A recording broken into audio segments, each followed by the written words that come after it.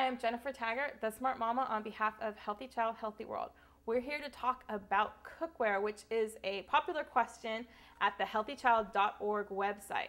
People are frequently concerned about nonstick surfaces. This is a not so good looking nonstick surface. The problem with nonstick is that in the processing of it, its perfluoroalkyl acid, or PFOA, is used to make that nonstick. Generally in the household, you don't get exposed to very much PFOA because it's usually in the processing. However, when your nonstick starts to look like this, you may want to use it for a sand toy and not cook with it, because you can be exposed to it when it gets ground up like this, when the surface is degrading off the underlying surface. Also, if you overheat your pans, if you're a person who tends to cook by overheating, which basically means you don't have food in the pan and you leave it unattended, if the nonstick surface reaches above 325 degrees, it does off-gas, and there are reports of household pet birds being killed by that off-gassing. One solution if you want to avoid the nonstick is to go with a ceramic nonstick, which basically looks exactly the same, but instead of using a perfluorinated compound to make the nonstick, it's a baked-on ceramic, and no petroleum chemicals are used in the manufacture of a ceramic-based nonstick. They are available in almost all the same sizes as nonstick and at the same price point. So it's a great option if you need that nonstick to make eggs, which I certainly do. Other options are to go with glass or a ceramic, which is really good for baking, or even stainless. This is just a plain stainless surface. Now, some people have reported reactions to stainless.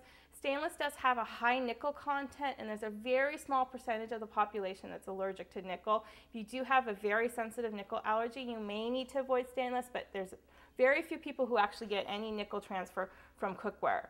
Another solution is an anodized aluminum. Make sure it's anodized. Anodized aluminum studies have shown no transfer into food during cooking, either cold or hot, so that's a good option. But there are some cheaper aluminum pots and pans available out there, and there are reports of the handles melting, so make sure you get anodized aluminum if you're shopping for cookware.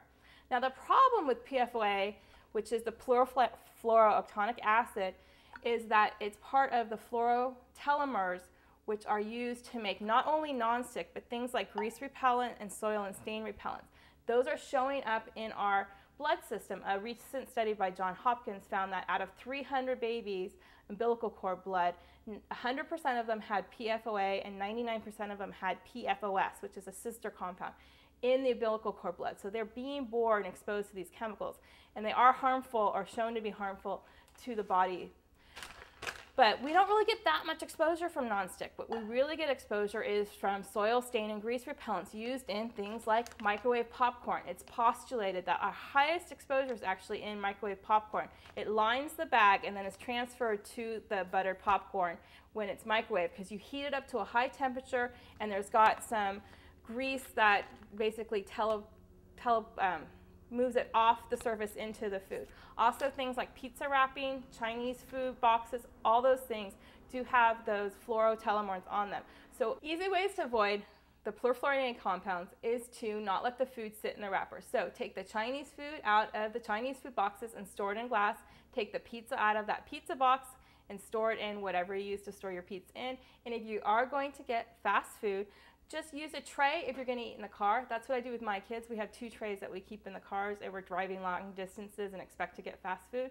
Or if you're bringing it home, serve it on real plates so that you reduce the amount of time that the food is exposed to the wrapper that has that soil, stain, and grease repellent on it. If you're buying new carpet or new clothing, maybe skip the application of those stain repellents on those, because that's another way they do get transferred to us. Those are some easy steps to reduce exposure to perfluorinated compounds. I'm Jennifer Taggart for Healthy Child, Healthy World.